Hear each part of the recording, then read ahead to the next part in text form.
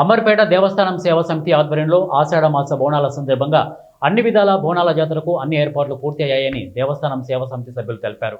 ఈ సందర్భంగా మాట్లాడుతూ అన్ని విభాగాల అధికారులచే సమన్వయం పరుచుకొని జాతరకు ఎలాంటి ఇబ్బందులు కలగకుండా అధికారులను కోరారు. ఈ జాతరకు బోనం ఎత్తుకుని వచ్చే మహిళలకు ప్రత్యేకంగా క్యూ లైన్ను ఏర్పాటు చేశామని సభ్యులు తెలిపారు. ఈ జాతరకు మినిస్టర్లు, ఎమ్మెల్యేలు, ఎమ్మెల్సీలు, కార్పొరేటర్లు అందరూ వస్తున్నారని తెలిపారు. 20-21 తారీఖు అమర్పేట దేవస్థానం సేవా సమితి నిర్వహిస్తున్నటువంటి బోనాల జాతరకు అన్ని ఏర్పాట్లు అంగరంగంగా వైభవంగా జరుపుకోవడానికి అన్ని శాఖల వాటికి పోలీస్ శాఖ కానీ, ట్రాఫిక్ కానీ, ఆర్ఎంబీ డిపార్ట్మెంట్ కానీ, వాటర్ వర్క్స్ కానీ అన్ని శాఖల వాళ్ళతో అధికారులతో మేము ఇక్కడ మున్సిపల్ సిబ్బంది వాళ్ళతో కూడా అధికారులతో కూడా అన్ని ఏర్పాటు చేసుకోవడం కూడా జరిగింది.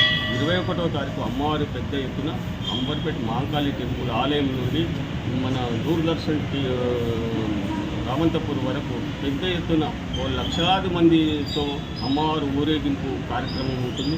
ఆ యొక్క కార్యక్రమానికి ప్రతి ఒక్కరు కూడా ఇంటి నుంచి చిన్న పెద్ద తేడా లేకుండా మహిళలు పెద్ద సంఖ్యలో విచ్చేసి అమ్మవారికి సాగరం పంపడం కూడా జరుగుతుంది.